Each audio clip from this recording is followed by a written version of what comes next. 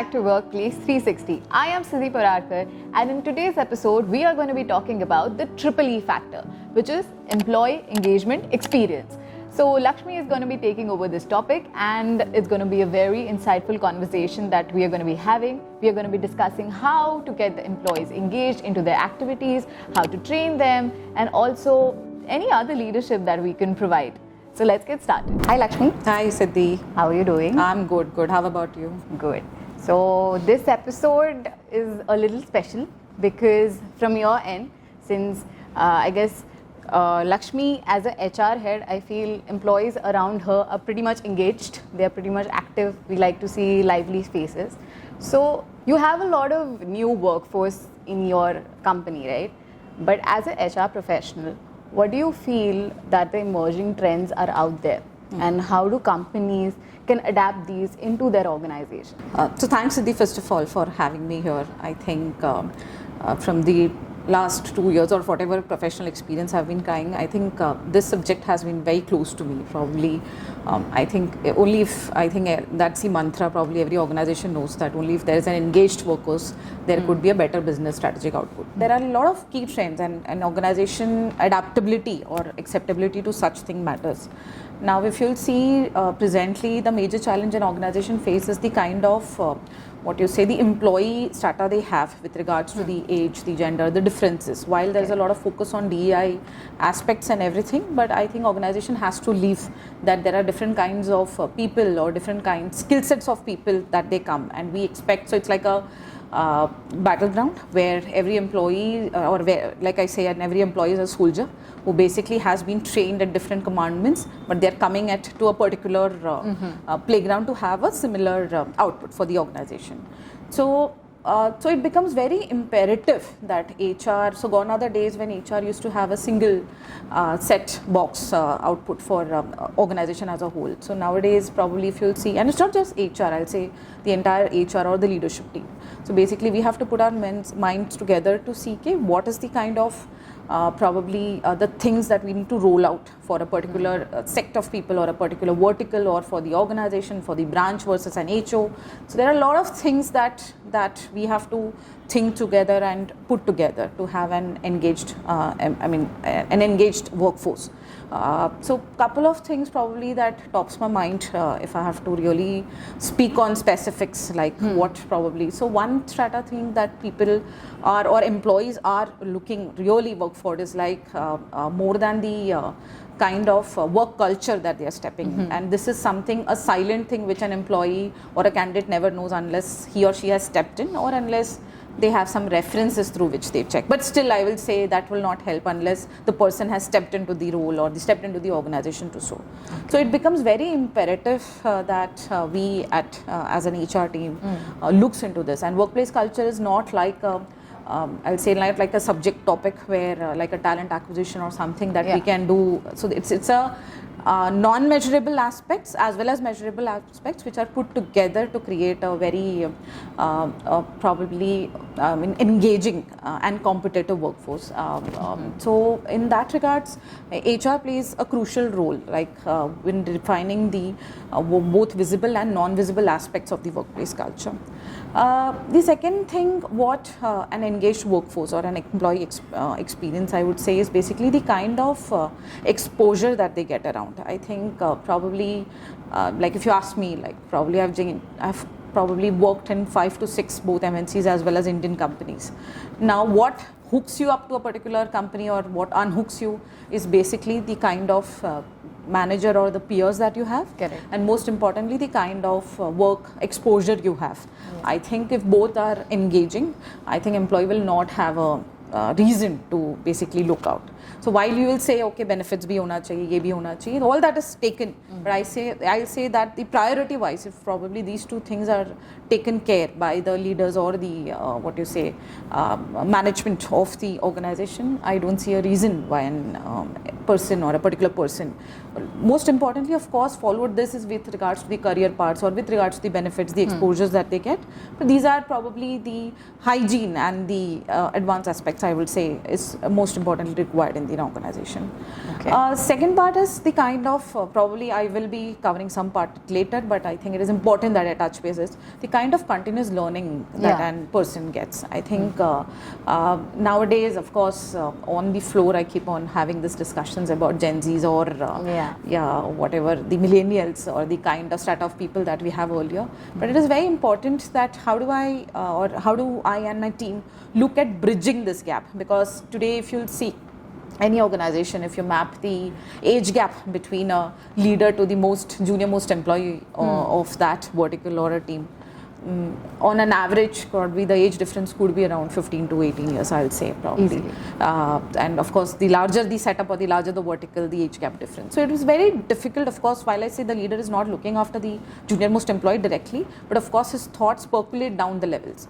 So it is very important that we as an HR and team brings that shield with regards to the continuous career pathing or the continuous learning opportunities that we are giving to this sector of people, or probably at both sector of people. So it is not that a person at an age of 30 or 40 can only do a learning. Of course, there are now reasons and means where all sects of people can learn and develop themselves. So probably, Siddhi, that's a short answer to the question that how can you, of course, there are many other aspects, but I'll say these are the top 3 pillars or the top 3 priorities that are required for any organization or HR team for that matter to focus on.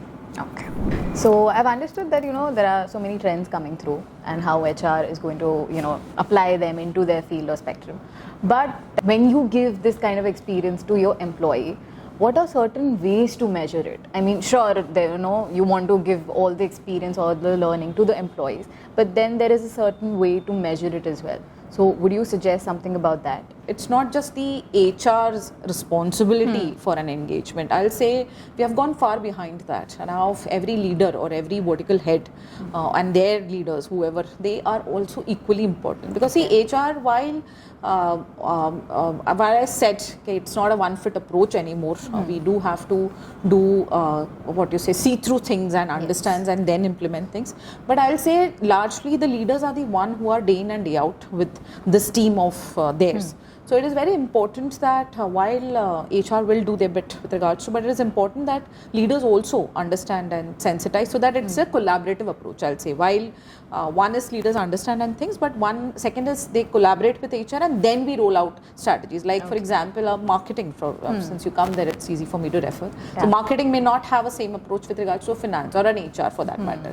So I'll say the leaders are best to understand and then collaborate with HR to implement. So one is, like I said, the pulse check and everything, more formals with regards to the employee engagement survey. So Auxero also does it right now till internally, but there are many other tools through which pulse checks or the engagement surveys through which we will be able to definitely gauge the kind of engagement that the employees have, Siddhi. Nice. That's a good way to put it out, that it's not just your job, but it's others' equal job that they have to part ways to. So, nice. So, when you say that, it is part of other vertical leaders to head their employees or, probably make the employees' experience more engaging, correct? But you also said that it's not just HR's jobs to do that, it's the vertical leaders as well. But then how would HR also contribute to the strategic partners, to the business success? How would HR professional or a department like that do it? So Siddhi, while I said that it's a joint responsibility, so when I say it is not that we are looking only at the business teams to look into things, we are saying it's a collaborative approach where we both probably discuss, understand things and then launch some things required. But I think Siddhi, it's more important that whatever we decide, it is aligned to the business objectives. Okay? I mean, it cannot that we are running something at a parallel universe as compared to what an organization is looking forward. So it is very important with regards to our goals, objectives, or whatever things that we decide to are aligning with the organizational ask or at a leadership level what we are intending to. So I'll say that is that's very important. Second, probably is the data-driven decision making. So what happens while I said there are informal ways to check or understand, both to measure as well as once it is implemented to check if it is successful. But with the growing time and the need of the hour is the data-driven decision making. So again, HR, analytics, or whatever the buzzwords that you hear now, decision making comes through that data. Like while it will see what a data can give or what a data can actually reflect things, but there are organizations which are going ahead, which probably like a small thing, like where they even capture the mood of the employees of that day or probably that hour or immediately pre or post an event or something. So I'm saying the organizations are actually thinking a long way even to see the tidbits of which makes a difference, let alone the larger space.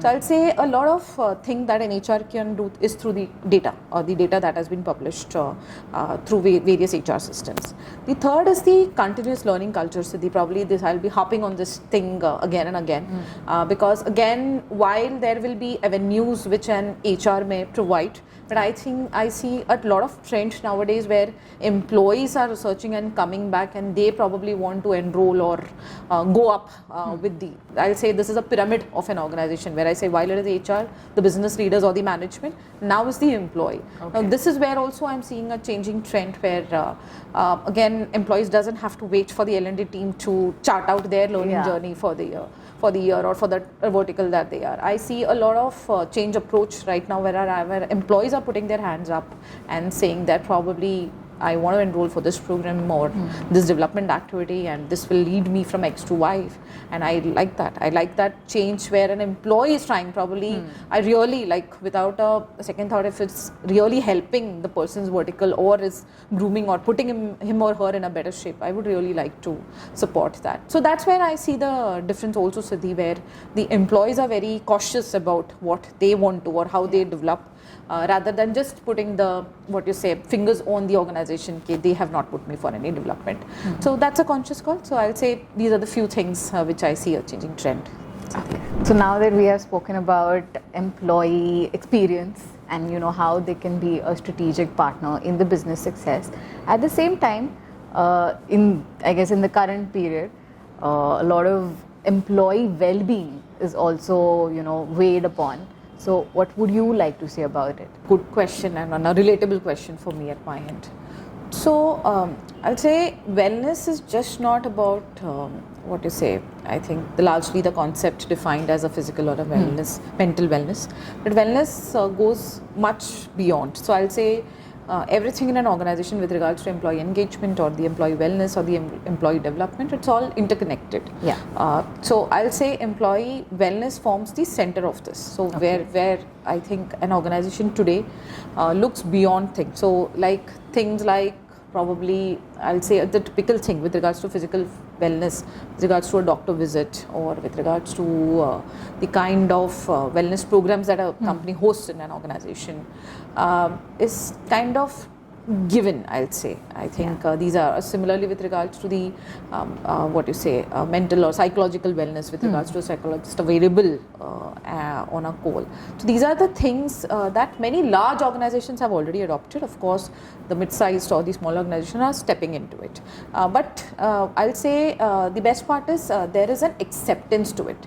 Probably a better compensation is a hygiene thing. So is wellness now. So I think every organization in its own ways want to ensure that, because see, ultimately there is a lot of investments with regards to when the team gets a person on board, and it is not a joke to get that person relieved also quickly. So it is very important that what an organization at its apex decides to see what are the kind of improvements or changes. So I'll say well-being or wellness is one of the key aspects where every organization is looking at. So be it mental wellness, physical wellness. Now the other subset could be with regards to the kind of R&R, the rewards and the recognition programs that you rent, with regards to the developmental programs that you rent, with regards to, so there are many organizations which I'm not touching base probably what all Auxilo. So Auxilo of course has also run the path through it, and there are a couple of initiatives we are on our runway. Probably sometime later probably I'll be talking more about it, but of course we are also underway. So I'll say wellness for any organization with regards to other than the physical and the mental, the learning development, the R&R.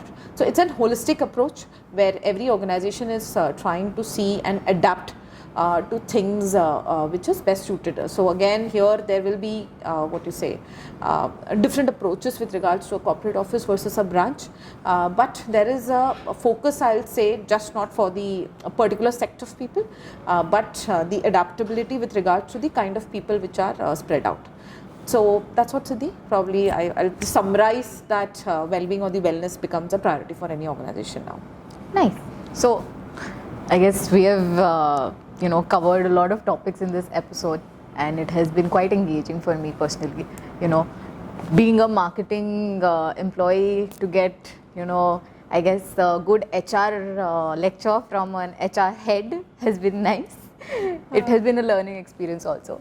So this episode was fantastic, and thank you for being a part of it. Thank you so much, Siddhi. Probably I just want to say thank you for hosting or for conceptualizing this concept. Probably I think again, this also seeing a trend where probably earlier we used to only subject ourselves to an article writing or something, but I think this gives you more freedom to discuss and throw your thoughts on the table. So I'll say there's no right and wrong here. Every organization will have their own thing to adopt or not to adopt. But I think the point is, if we are adopting, being it successful, and how to basically scale it up to next level is what matters. So thank you so much, Siddhi, again for having me here. Yeah, thank you. So thank you for tuning into this episode. I hope you found this conversation insightful and there was something to take back from it. For more such content, please don't forget to like, comment, share and subscribe to Auxilo FinServe. Thanks for watching.